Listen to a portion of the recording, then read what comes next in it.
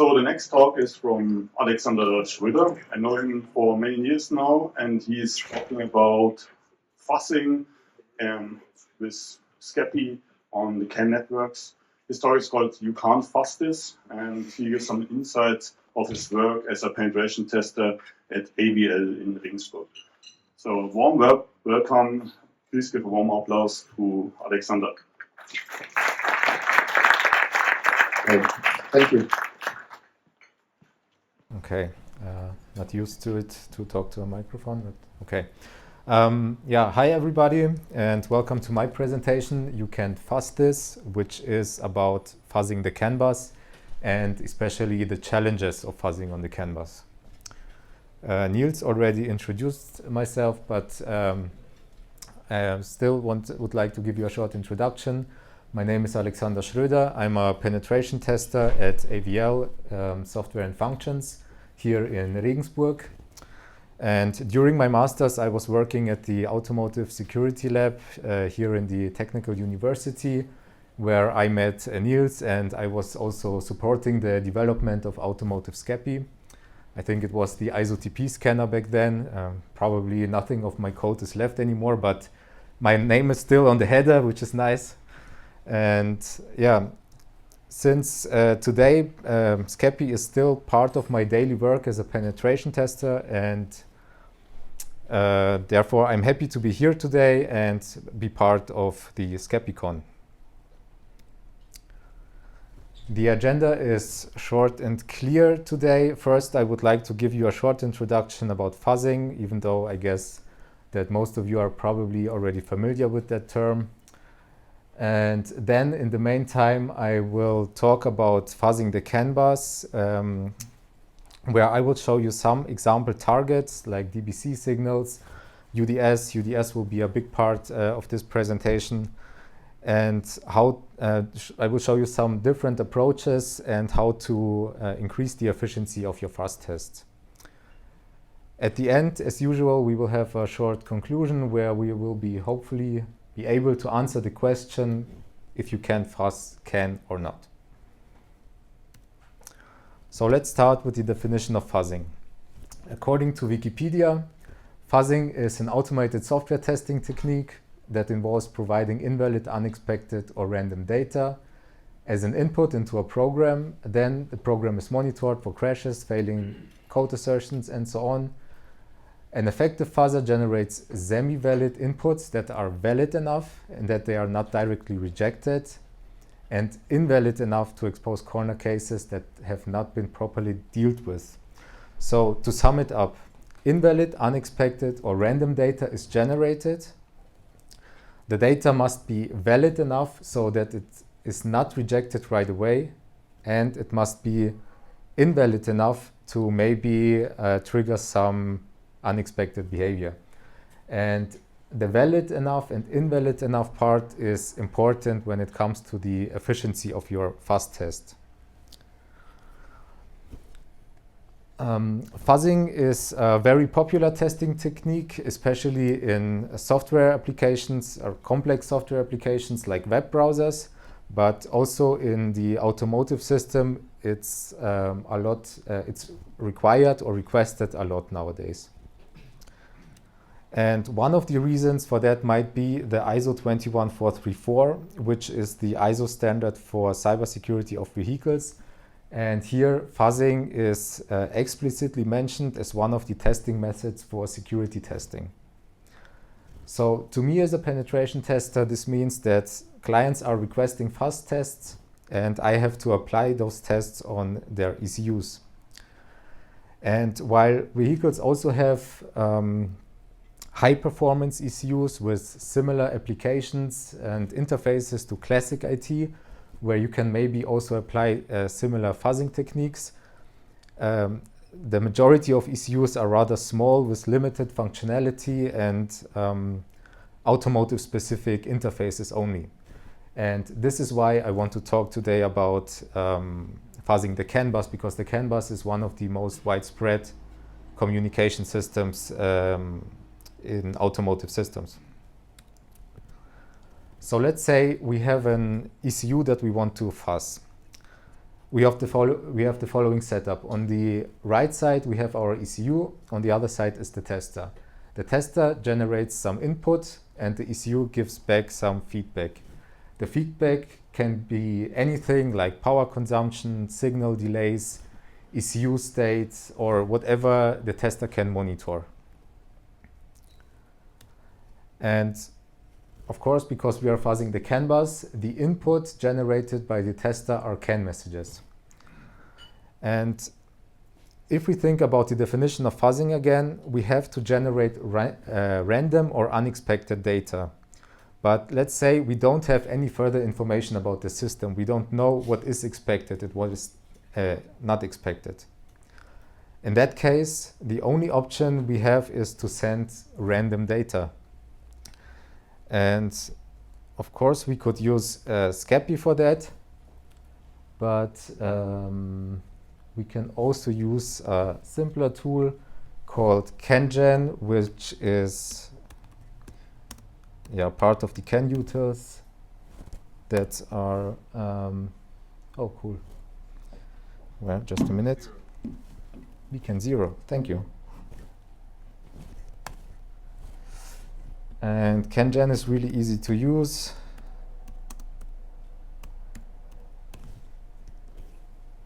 Yeah, like this. And you can see here on the right side, random CAN messages are generated with random CAN identifiers and random data.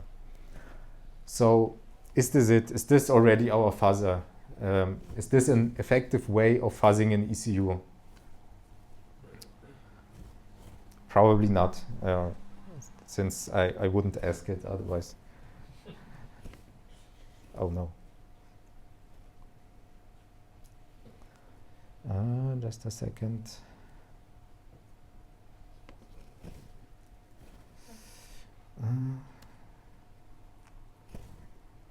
Yeah, and the reason why it's not efficient is that the first thing that an ECU does when receiving a CAN frame is looking at the CAN identifier. And if the ECU was not configured to receive messages from this identifier, the message will be rejected and the data will not be processed.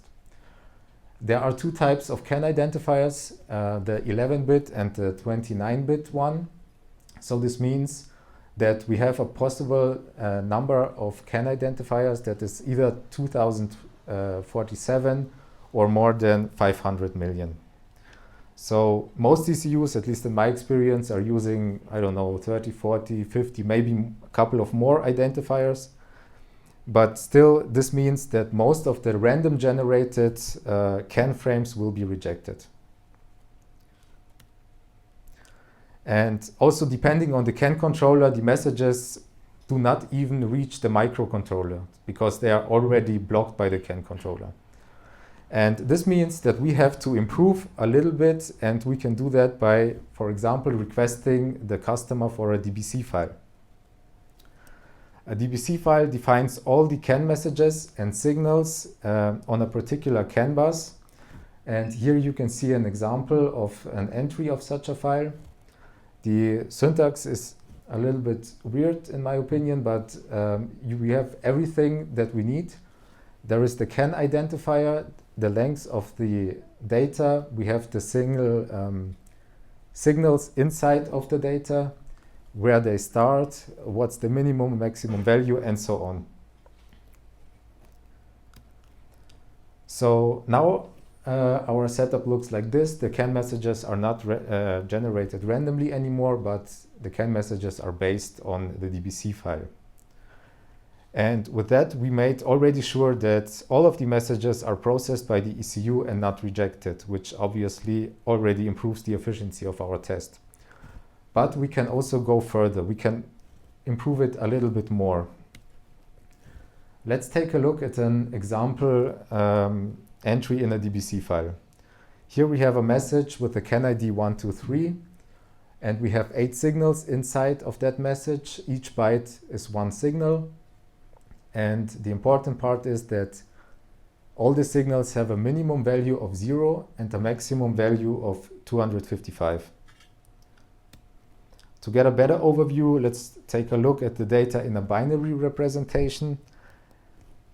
This is how the signals look like set, all the values set to the minimum.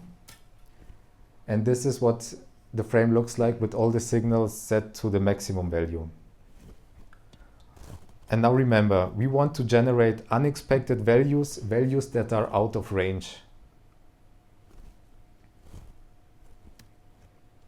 And in this example, it's not possible because the complete range is defined as valid at least by the DBC file. So that's a bad signal for us, or a bad CAN frame for us to fuzz. What we are looking for are messages like this one. Here you can see that the first signal has a maximum of 240. And looking at the binary representation again, we can see that there are some bits left that can be used to increase the value and get some out of range values. And this is the perfect target for us then to fuzz. Okay.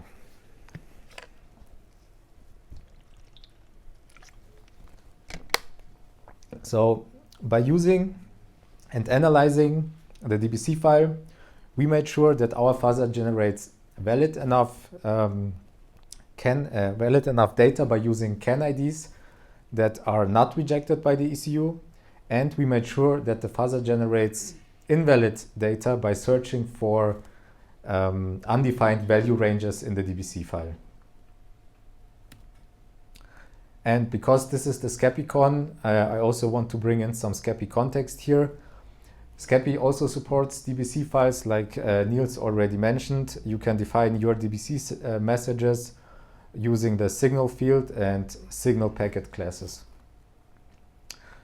Okay, so fuzzing based on a DBC is already a good approach, but in my experience, you will not find a lot of such signals that allow undefined value ranges.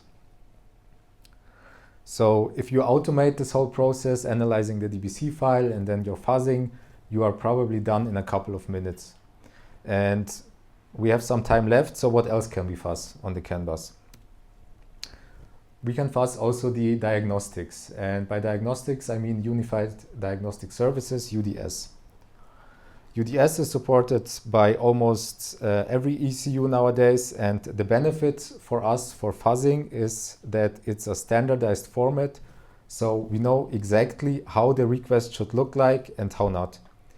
And additionally, we have some responses that we can also use as a feedback to for our input mutation and monitoring the ECU.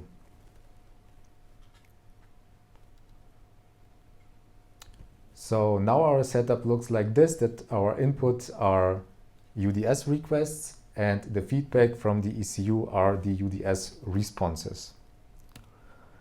UDS defines multiple diagnostic services that all have their own purpose.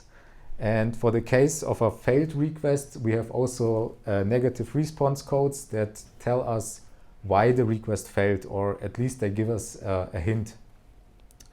And because all these services have different purposes and different parameters and so on, some are more interesting for fuzzing than others. For example, you could fuzz UDS itself by generating requests that are invalid according to the ISO format, or you can fuzz a service that transmits some data as a parameter inside of the request and then just fuzz the data only. And one such example is the service Write Data by Identifier. As the name suggests, this service is used to write some data to the ECU, which type of data is defined by the manufacturer, and the data is also mapped to a data identifier. And here you can see the definition of this service. The first byte is hex2e, which is the service identifier. Then 2 bytes of the data identifier followed by the actual data.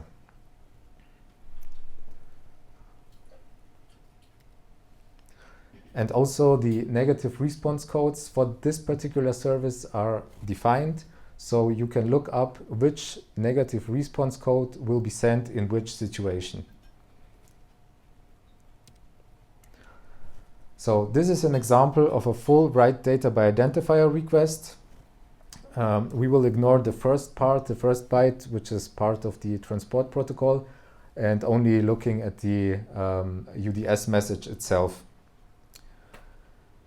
So let's say we want to fuzz this service or the data that is transmitted by that service. We know the service ID, so it's a fixed value, the hex 2e. But we don't know which data identifier are valid, and we also don't know anything about the data itself. So we could start by fuzzing, by randomizing everything after the service ID. But the thing is that if the data identifier is not valid, the request will be rejected without processing the data. So this means we have to, again, a lot of test cases for nothing. But we can improve this by using the negative response codes and the ISO. We can simply start enumerating the data identifier, starting with the value 0 and adding byte by byte, or iterating the data identifier and adding 1 byte of data, which is not important for now. And we can see in this example, we get the response request out of range. Now, if we look into the ISO definition, it tells us that this response code shall be sent if the data is not, if the data identifier is not supported. So now we know that this identifier is invalid, and we can proceed with the next one. And we see here the identifier 1, we get the same response code. And then we go on until we get a different response code. And here, with the data identifier 1, 2, 3, 4, we see that the ECU responds with incorrect message length or invalid format. Looking back at the ISO, we see that this code shall be sent if the length of the message is wrong. So because the request out of range code was not sent this time, we know that we hit now a valid identifier. Now we can set the identifier as a fixed value, and the only thing left now is the data. And as we just saw in the ISO definition, the response code indicated that the length of our request was invalid. So this means that also the data length must be correct. And we can use again the same method to find out the correct length. But now we don't iterate the data identifier, but the length of the data that we sent. So starting with 1 byte, we see that this was incorrect. And then we just keep adding bytes to the parameter until we again see a different response code. And here we see again request out of range. And looking back into the ISO, we see the second case in which this response shall be sent, and it's if the data transmitted is invalid. So this means now we have found a valid identifier and the correct length of the data. We are now left with the unknown data itself. And here, from here on, we can start fuzzing the data with a much more efficient approach than randomizing everything after the service identifier. And of course, you can do all of this with Scapy. Scapy has implemented all the UDS services with the corresponding negative response codes and parameters and so on. So to implement a fuzzer like this one in the example, all you would need is are 2 for loops and some response code checking.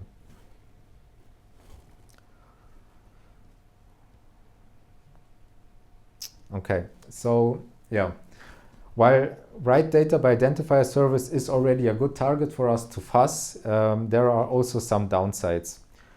One is that the valid data length sometimes is very short, sometimes it's just 1 byte. And on the one side, you can then try all possible values, but on the other side, the probability that this data will cause some unexpected behavior is rather low. And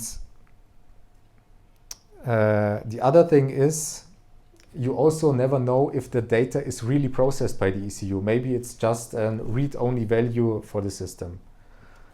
And also one thing is that the service is almost never available without authentication. So this means that the service is either in a UDS session that is protected and you have to authenticate yourself first, or it's available and you can also iterate the identifier and so on, but as soon as you hit the correct data length, you will get a security access denied. And this makes the fuzz test useless again. So without having the option to authenticate or to bypass the authentication, we have to find another service to fuzz. And preferably we need a service that takes in a big amount of data, where we know that the data is actually processed and that is not protected by any authentication. And one such service is the authentication service itself. UDS authentication was introduced in the latest ISO version in 2020, and it's the successor of the security access.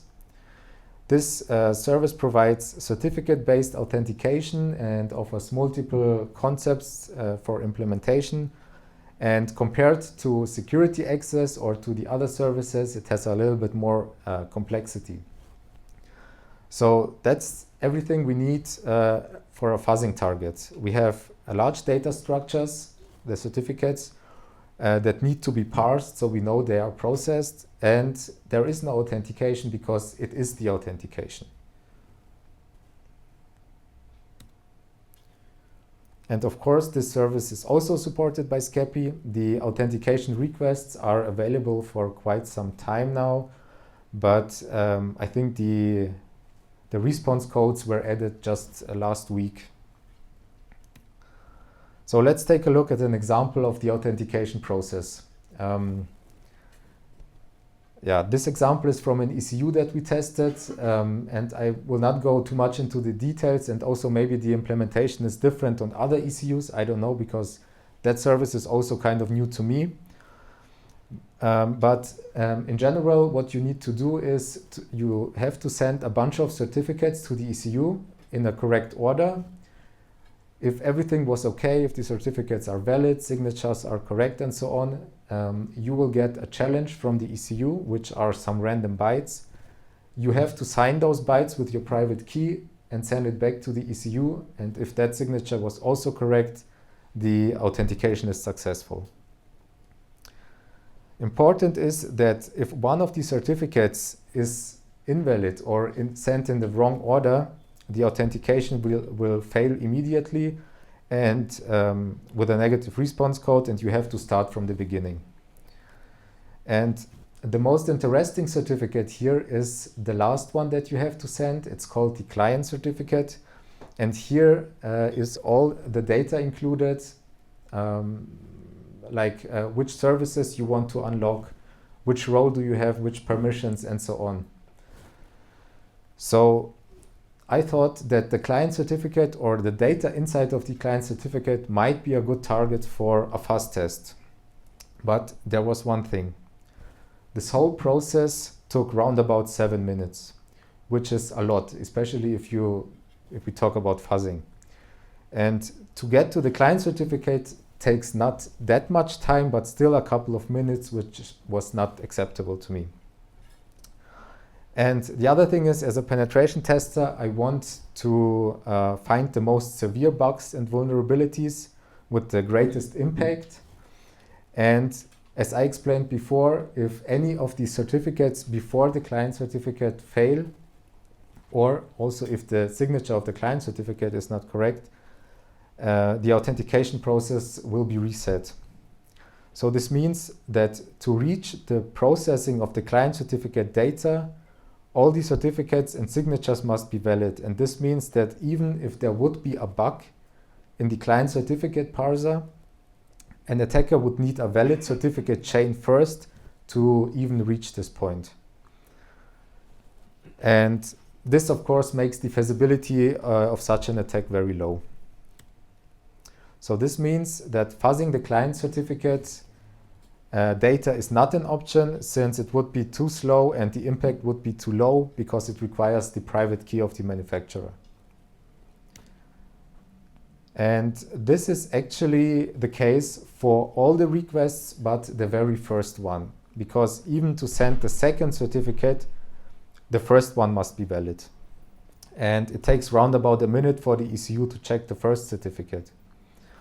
So this means that the only thing left for me was to fuzz the very first request.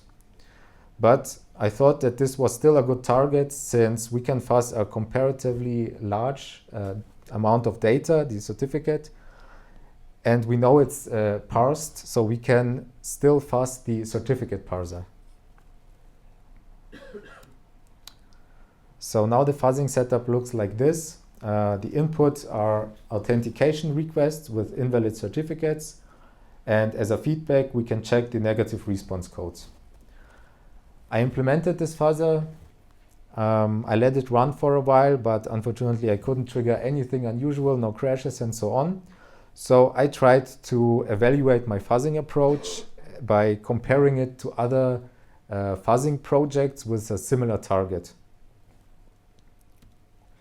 And I found a blog post from Airbus Security Lab where they tested the AFL++ fuzzer, also fuzzing an X509 certificates parser. And the first thing I noticed was the execution speed. My fuzzer was running with an average of 7 certificates per second, while they had an average speed of more than 7,000 executions per second. So I know AFL is a binary fuzzer, and of course it is faster, but this showed me that my fuzzer seems to be extremely slow. But why was it so slow? Is it because of the ECU performance? Because this was not a high performance ECU, it was a regular one with a regular automotive microcontroller. Was it because of the device where the fuzzer was running, in my case a Raspberry Pi? Or is it the CAN bus itself? And while probably all of the points have an impact on the performance, the main reason is the slow transmission speed of the CAN bus. In this case, it was the 250 kilobit CAN, and the certificates had a size of around about 500 byte. So even if we would remove all the overhead from the fuzzing, all the certificate generation, certificate parsing, and so on, and just send certificates onto the bus, the maximum speed that we would have would be only around about 35 certificates per second. And again, I know you can't compare the speed of a sophisticated binary fuzzer with my shitty certificate parser here. But yeah, and also speed is not the only measure for fuzzing, but still this highlights the disadvantage of fuzzing on the CAN bus. It's not efficient when it comes to bigger data structures. Yeah.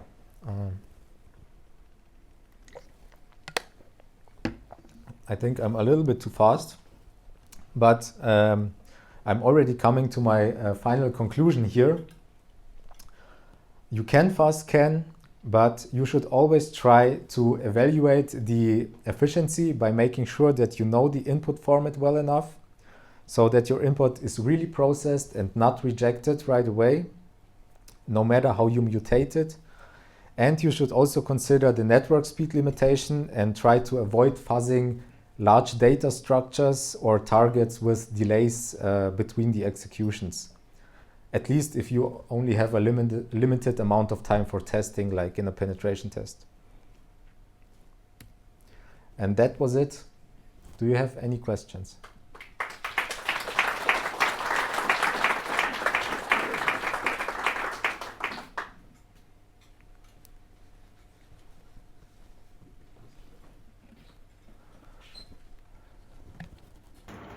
Hello.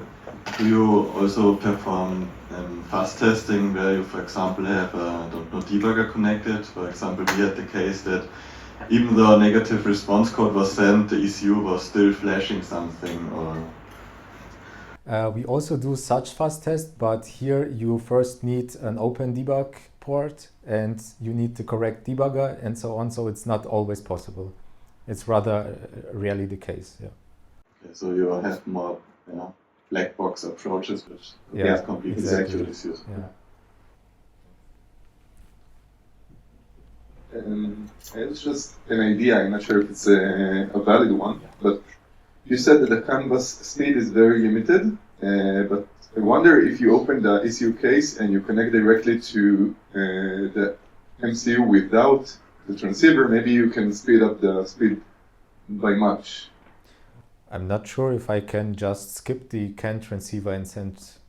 Use your own CAN transceiver. Is configured to a different rate. Maybe. I'm changing the bit rate. Okay. Sure. Thank you very much. When you think about a microcontroller unit, you usually have the CAN controller as part of the peripherals, and there you have the CAN speed set in the peripheral settings. And this peripheral goes directly to the outside pins of the microcontroller. And so even if you skip the transceiver, which changes just the logic level of the CAN bus and directly connect to the microcontroller, you will not get any speed up. Instead, you would change the software. So the maximum is like a megabit, I think, on standard CAN. So he can speed up times 4 maybe, but then you would need to change the software. But it's just a speed up of 4. So it's a little bit, but yeah, I think not the order of magnitude that you want for like fuzzing. Yeah, and I also think that not only CAN bus is a problem when it comes to fuzzing. I think every fuzzing over network you have to deal with some delays, and it's always a lot slower than for the example with the binary fuzzer. So a better approach, or at least an idea here, how to fuzz the authentication here would be to emulate the firmware of the ECU and then run a binary fuzzer on it.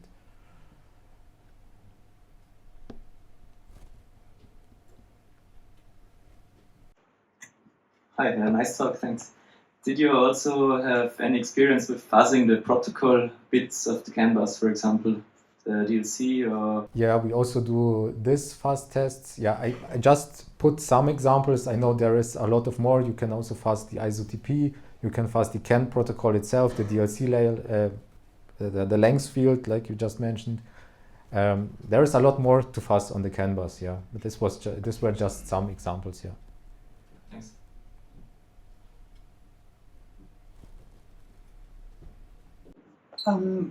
You were doing this as a black box testing. Yeah, it was more of a gray box test, let's say. So let's suppose that I manufacture an ECU, I manufacture the software for that, and I want you to do white box testing without going into NDAs. How can I make your life easier? Yeah, I mean, as a white box test, by providing me everything that I need. I mean, but I mean, in this case, even if we would have the source code, for example, and I would still need to compile it and run it on the right architecture. So here, maybe I don't know. Maybe by giving me an option to somehow rebuild the firmware on my own without having to dump it somehow. So if I give you the JTAG interface and the symbol files for that? For example, open JTAG interface is always helpful. Yeah, so actually everything helps. Everything that gives me more information and more access to the system is helpful during the test. Okay. It's just that I am thinking which things as a OEM or as a third party I should protect so that people like you don't come. Yeah, I know. Yeah, thank you.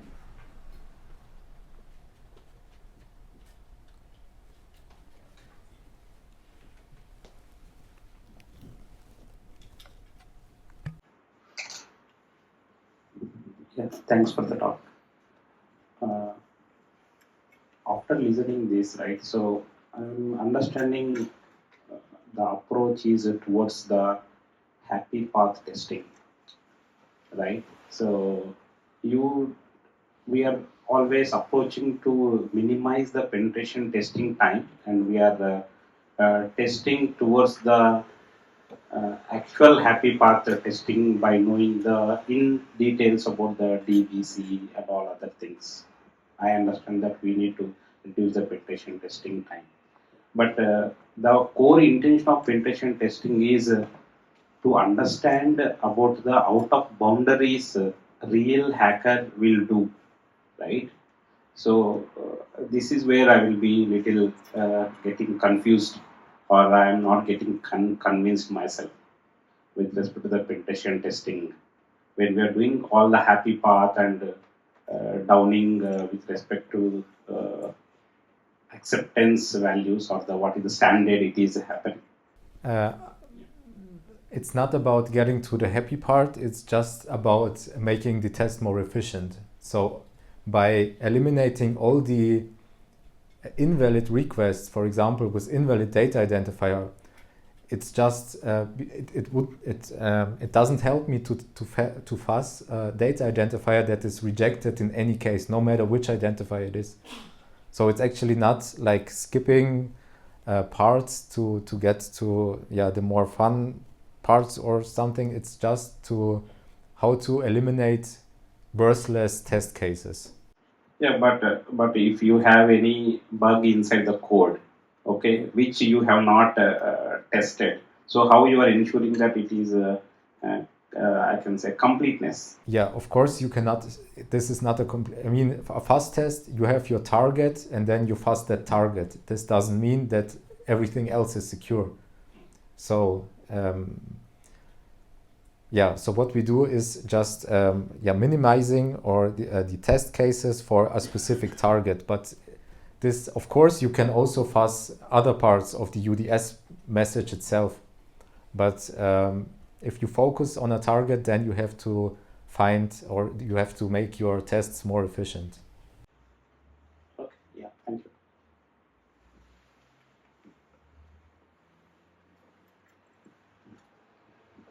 In Volkswagen, I never came across service 29, but we are using SFD.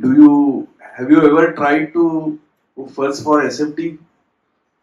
Where we get the seed from the ECU and we send that seed to backend and get the key and put the key inside the ECU to unlock the different level of SFD. So as far as I know, SFD is just an abstract for a bunch of UDS services like security access and so on, right? So you are using probably security access, I guess? No, the service 31. Routine control. Okay. Yeah. It's a routine control. No, I never tested this one. Even to flash the production token in Volkswagen ECU, you don't need seed. You just generate the token from backend, and it is 64 byte of token, and then you can send and unlock the production token in the ECU. Okay. Yeah, the problem with the routine controls is that they are proprietary, and you never know which functionality you trigger if you fuzz routine controls requests. So that's also the benefit of UDS. It's standardized. We can look into the ISO. We know we have an idea of how the request should look like, what the parameters are, what it's used for, and so on. If it comes to proprietary stuff, then it gets difficult, of course.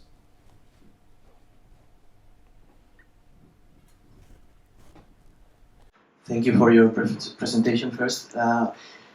In my case, the thing is, at the end of the day, for fuzzing, another really important thing is the checks that you perform, right, in order to determine if unexpected behavior is produced.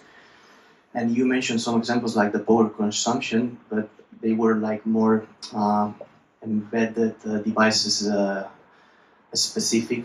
So, for instance, my question is like, during your fuzz testing, have you implemented some specific checks in order to determine if unexpected behavior was produced, or if some kind of crash was produced, and in a black box level? Because, for instance, yeah, I can imagine that if you monitor the traffic, maybe you can determine some cyclic messages that are sent, and you can use that for checking. But other than that, sometimes it's kind of difficult to perform really efficient checks that are more focused on that protocol level. Yeah, the monitoring is again another topic that is also kind of difficult, especially for embedded devices or automotive or black boxes.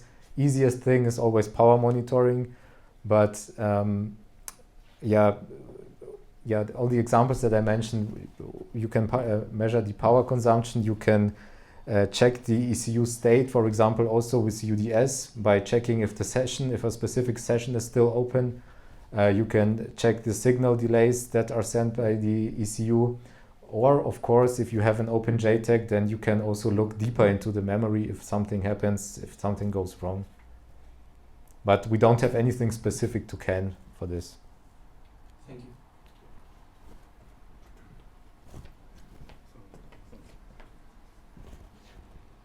Enough. Finish the question and answer session. So, thank you very much, Alex.